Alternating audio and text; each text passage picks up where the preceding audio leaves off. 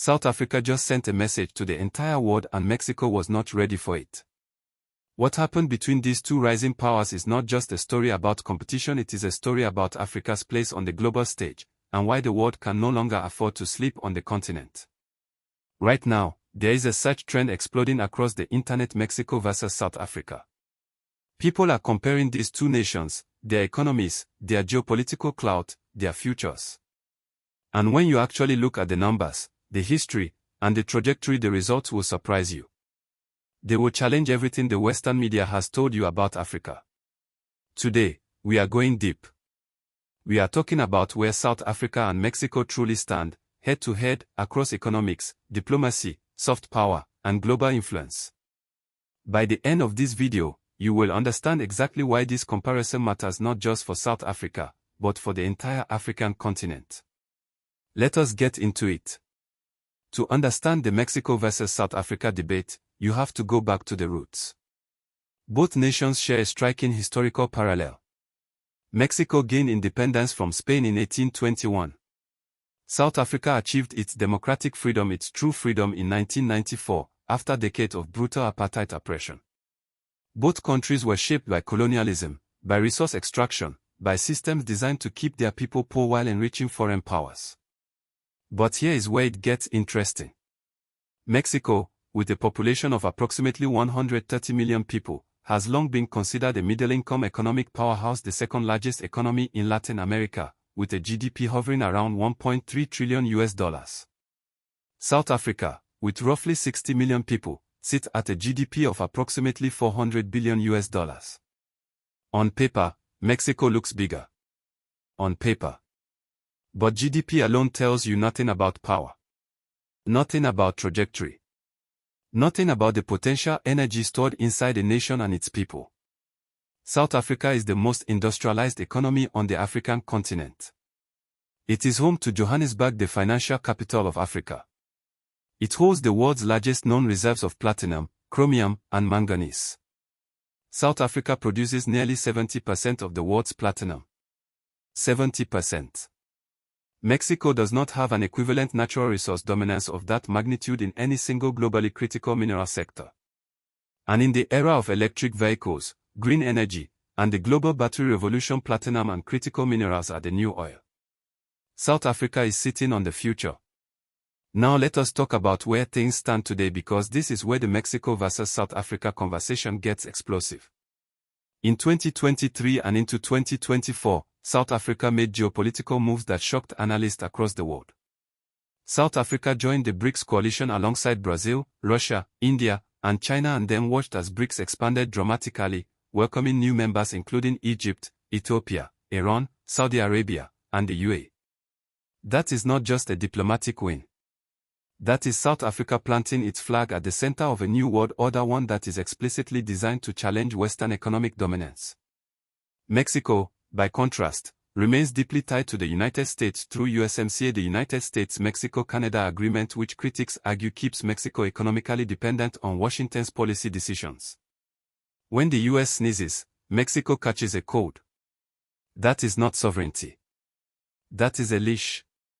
Like this video help more Africans see this story. Every like pushes this analysis to someone who needs to hear it. South Africa, meanwhile, made another jaw-dropping move that sent shockwaves through Western capitals. In late 2023, South Africa filed a genocide case against Israel at the International Court of Justice. Regardless of where you stand on the conflict, the geopolitical significance of that move cannot be overstated. A Southern African nation stood in front of the highest court in the world and said, "We will not be silent. We will not follow the Western script. We will speak truth to power." That move elevated South Africa's moral authority and soft power on the global stage in ways that no amount of GDP growth could buy. Mexico did not make that move. The African Union backed South Africa. Nicaragua joined the case. The Global South was watching and it was inspired. Now let us talk about the key players driving this moment, because none of this happens in a vacuum. On the South African side, President Cyril Ramaphosa has been navigating an extraordinarily complex political landscape.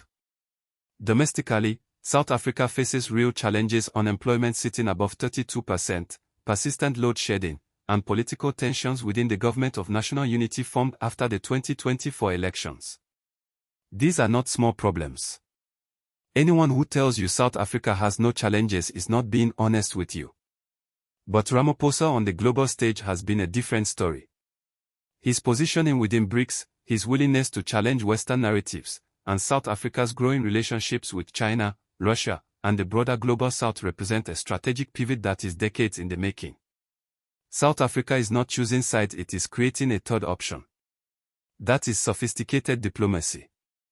On the Mexican side, you have the legacy of President Andrés Manuel López Obrador known as AMLO and now the historic presidency of Claudia Sheinbaum, Mexico's first female president. Sheinbaum represents real change within Mexico. And interestingly, there is growing online curiosity around figures like Africa Zavala, a prominent Mexican actress and public figure, as people globally search for cultural connection points between the African and Latin American worlds, reflecting the shared African diaspora heritage that links these two civilizations more deeply than most people realize. Subscribe for honest, Pan-African analysis you will not find on CNN or BBC. We cover the stories that matter to Africa without the Western filter. Now let us talk about what this all means for the Pan-African movement and the Africa Rising narrative, because this is the section that I need you to pay attention to. The Mexico versus South Africa comparison is actually a proxy debate for a much bigger question: can African nations truly compete with established middle powers on the world stage?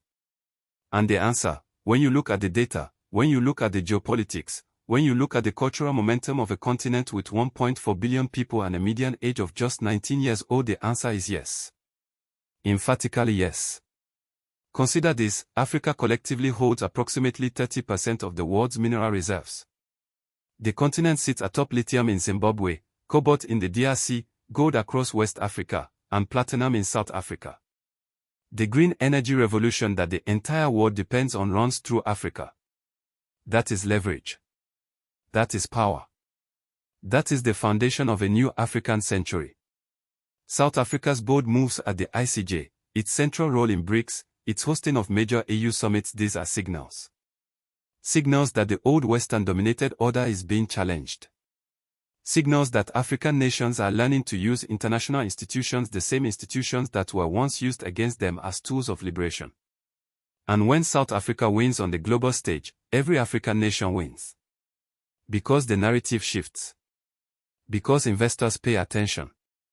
Because young Africans in Accra, in Nairobi, in Dakar, in Kinshasa see that it is possible. That Africa is not a charity case, Africa is a civilization on the rise. So what does all of this mean for Africa's future, specifically looking at the road ahead? Here is the honest truth. South Africa must solve its domestic challenges to fully capitalize on its global positioning. 32% unemployment is not acceptable for a nation with this much potential. Load shedding, the power cuts that have plagued the country, must be resolved. The government of national unity must deliver results for ordinary South Africans, not just for boardrooms and diplomatic circles. But here is the equally honest truth: the trajectory is upward. South Africa's renewable energy investments are accelerating. Its role within BRICS gives it access to capital and trade relationships outside the Western-controlled IMF and World Bank system. Its demographic dividend, a young, educated, growing population, is an asset that will compound over decades. Mexico will remain a major economy. But Mexico's ceiling is constrained by its dependency on the United States.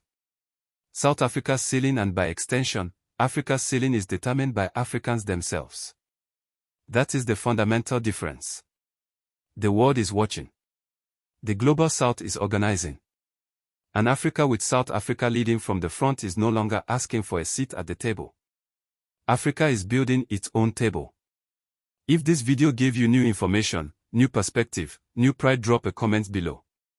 Tell me, do you think South Africa will surpass Mexico's economic influence within the next 20 years? Let us debate it. The most thoughtful comment gets pinned. And before you go, check out this next video right here. We break down exactly how Africa is beating the West at their own game, from critical minerals to digital finance to demographic power. The information in that video will change the way you see Africa forever. The link is right there on your screen. I will see you in the next one.